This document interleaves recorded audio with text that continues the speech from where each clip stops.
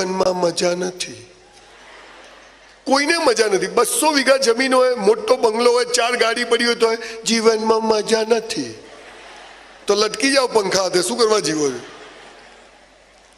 કેમ મજા નથી? તમે બજારમાં જુઓ ને તો બધી લાશો જ ફરતી હોય। અહીંયા બી હમણાં ફોટો પાડો ને તો તમારા બધાના ચહેરા જુઓ ને તો કોઈ હસતું જ નથી। એનું કારણ શું? મુસ્લિમોના હસતા હોય, હિન્દુઓના હસતા હોય, જૈનોના હસતા હોય, પટેલોના હસતા હોય, ક્રિશ્ચનોના હસતા હોય તો સમજી શકાય, પણ સમગ્ર મનુષ્ય જાત ટેન્શનમાં 2 કરોડની ઓડી ગાડી લઈને જતો હોય ને તોય,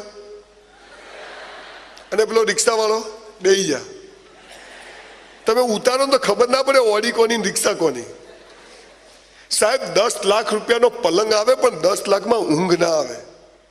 આપણને જન્મજાત બધું ખોટું શીખવાડે, અને એનું પરિણામ એ આવ્યું છે કે કોઈને સાચી વાત ખબર નથી। મને ખબર પડી ગઈ, મારો દાવો નથી, પણ બહુ જ ગરીબ ઘરમાં જન્મ્યો।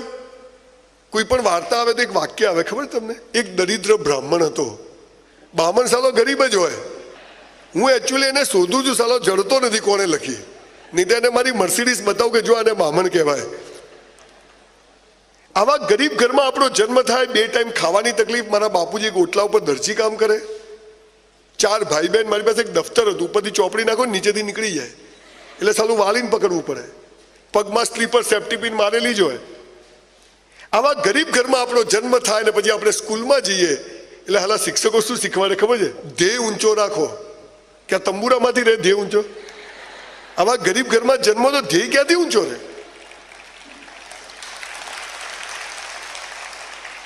પછી પાછા શિક્ષકો કે પોઝિટિવ વિચાર કરવાના, નેગેટિવ નહીં કરવાના। નેગેટિવ આવે ધક્કા મારું, જા। યંગ છોકરા છોકરીઓ, સાહેબ અત્યારે સમાજમાં સૌથી મોટો પ્રશ્ન જે છે, છોકરા છોકરીઓના પ્રેમ પ્રકરણો, સેક્સ્યુઅલ પ્રોબ્લેમ્સ। બહુ જાહેરમાં મારી જબાન બહુ ખરાબ છે પણ દિલ બહુ સાફ છે। સ્કૂલ લાઈફમાં છોકરા છોકરીઓના મા બાપ કે ગંદા વિચારો નહીં કરવાના, સેક્સના નહીં કરવાના। અલા ઉંમરમાં એ જ આવે, બીજું આવે જ નહીં, અને ના આવે તો લોચાવાળો કેસ કહેવાય।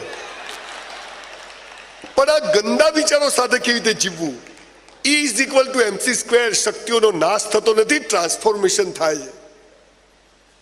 Vote is the meaning of education? To educate, અંદરની શક્તિઓને બહાર લાવે, ધેટ ઇઝ કોલ્ડ એડ્યુકેશન। શું આપણા ત્યાં એવું થાય છે? નથી થતું।